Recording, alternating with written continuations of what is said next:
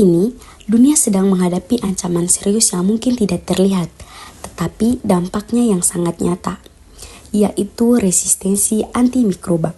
Dengan demikian, pendekatan One Health menuntun kolaborasi manusia, hewan, dan lingkungan bersama.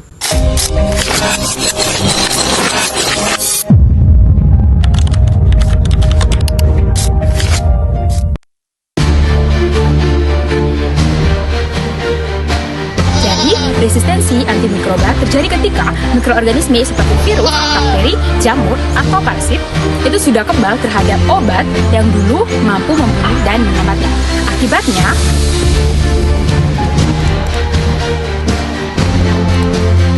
mengapa antibiotik sering dibahas dalam konteks resistensi antimikroba?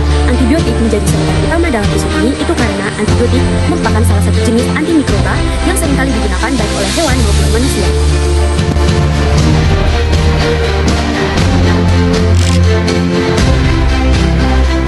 Bakteri patogen yang ada di dalamnya menjadi lebih kebal terhadap antimikroba, sehingga bakteri patogen yang ada pada tubuh hewan dapat berpindah ke tubuh manusia. Cara dia berpindah ke tubuh manusia yaitu melalui dua cara, yaitu yang pertama, ketika kita mengonsumsi daging, susu, telur dari hewan yang sudah resisten terhadap antimikroba. Cara yang kedua, ketika kita berkontak langsung dengan lingkungan peternakan yang kotor.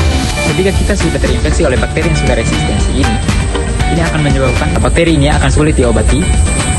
Dokter akan kesulitan untuk mencari obat, sehingga dokter harus mencari obat cadangan yang lebih mahal dan memiliki efek samping yang lebih berbahaya. Nah, teman-teman perlu mengetahui bahwa ternyata resistensi itu dapat memberi dampak pada produksi hewan. Jadi, pemberian antibiotik secara sembarangan ternyata dapat memberikan resistensi.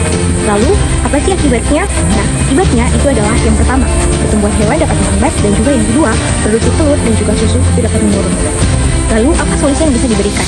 Jadi, solusi yang bisa diberikan adalah yang pertama, bisa dengan meningkatkan biosecurity. Kemudian yang kedua adalah melakukan vaksinasi. Dan yang ketiga, itu adalah disarankan agar pemberian antibiotik harus dengan bijak.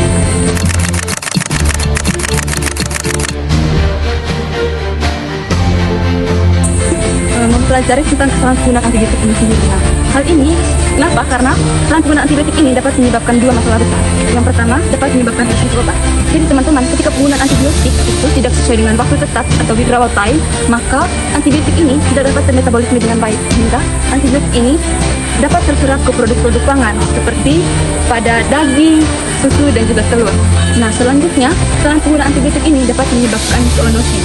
Jadi, manusia dapat terkena dampak dari kesalahan penggunaan antibiotik ini. Jadi, teman-teman, mari kita menggunakan antibiotik dengan baik dan benar.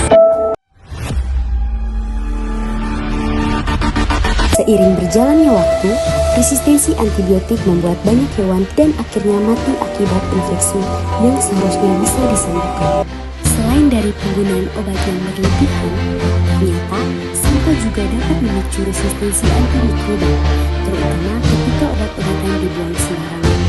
Limbah dari rumah, peternakan, atau fasilitas kesehatan yang mengandung sisa antibiotik bisa mencemari air dan tanah. Di lingkungan tersebut, mikroba terekspos obat dalam jumlah kecil namun terus-menerus sehingga mereka beradaptasi dan menjadi kebal. Dari sinilah resistensi bisa menyebar kembali ke hewan, manusia, bahkan ke tumbuhan. Dalam perspektif One Health, hewan bukan hanya sumber pangan atau produksi, tetapi makhluk hidup yang memiliki hak untuk mendapatkan kesehatan yang layak sama seperti manusia. Mereka perlu beradaptasi dengan lingkungan, mendapatkan pakan yang bergizi, akses air yang bersih, serta pengobatan ketika sakit. Hewan yang sehat akan menghasilkan produk ternak yang aman, mencegah penyebaran penyakit zoonosis, dan menjaga stabilitas ekosistem.